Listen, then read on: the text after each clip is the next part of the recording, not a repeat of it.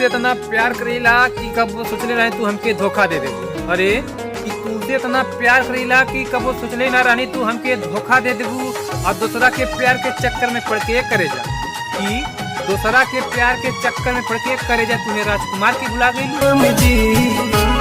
सारा सपना बन के आंसू बहे धार में केहू पिएला जहरिया।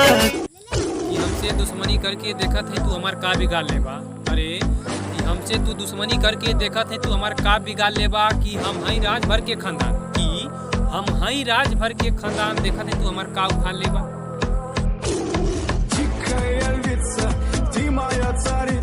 न जाने तुझसे हमसे कैसे प्यार हो गई तोरे गौवा में आवल हमार दुसवार हो गई। अरे न जाने तुझसे हमसे कैसे प्यार हो गई तोरे गौवा में गई हमार दुसवार हो गई।